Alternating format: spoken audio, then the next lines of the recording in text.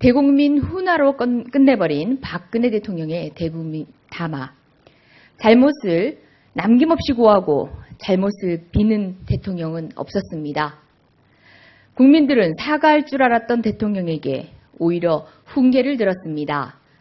외롭게 살았습니다. 이러려고 대통령을 했는지 자괴감이 듭니다.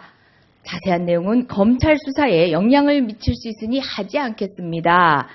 이건 대국민 담화가 아닙니다. 대국민 훈화에 불과합니다.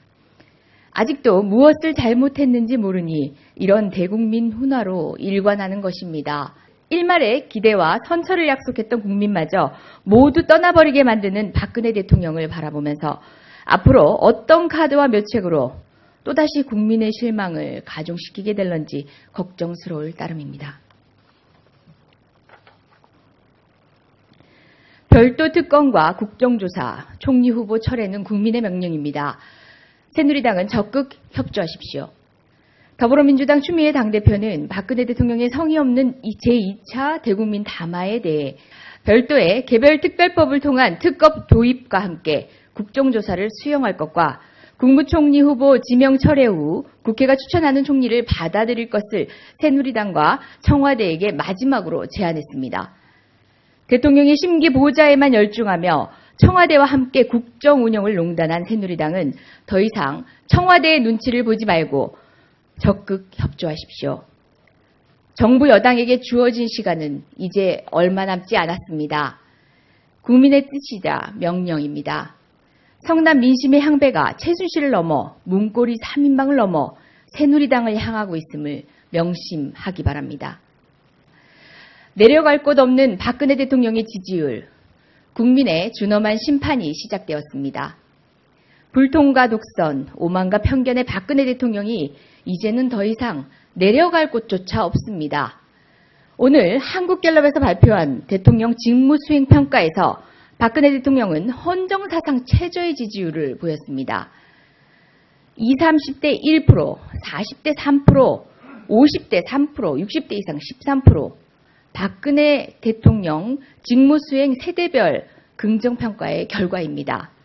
그동안 국민은 박근혜 대통령의 수차례 호소를 했습니다. 소통하라, 대화하라, 사실 그대로를 남김없이 털어놓아라, 그리고 진실되게 국민을 대하라. 하지만 박근혜 대통령은 불통과 독선의 정치로 응답했습니다. 이제 모든 국민이 등을 돌렸습니다. 앞으로 박근혜 대통령이 어떤 진실을 말하더라도 국민들은 더 이상 듣지 않을 것입니다. 이 모든 참사는 박근혜 대통령이 자초한 창조 참사임을 명심하기 바랍니다. 국회 운영위원회 예산결산심사소위에서 2017년도 청와대 예산안 중 인건비 인상에 대한 정부 여당의 반발로 합의에 이르지 못하는 바람에 오늘 운영위 전체 회의에서 이 문제에 대해 재차 논의하게 되었습니다. 청와대는 내년에 예정된 공무원 인건비 인상분 3.5%보다 3.3%가 높은 6조 8%를 인상해달라고 요구합니다. 후한무치하고 뻔뻔스러운 일입니다.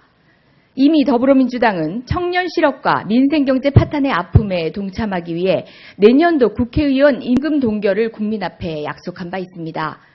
일반인 단속조차 제대로 못해 박근혜 게이트라는 초유의 사건을 촉발시킨 청와대 공무원들이 무슨 염치로 인건비를 배로 올려달라는 것입니까? 국민이 두렵지 않으십니까? 더불어민주당은 최순실, 문고리 3인방, 십상시 등 대통령을 둘러싼 인해 장막을 걷어내긴커녕 대통령이 아닌 그들의 수족이 된 청와대 공무원의 인건비 인상은 절대 용인할 수 없다는 점을 분명히 밝힙니다.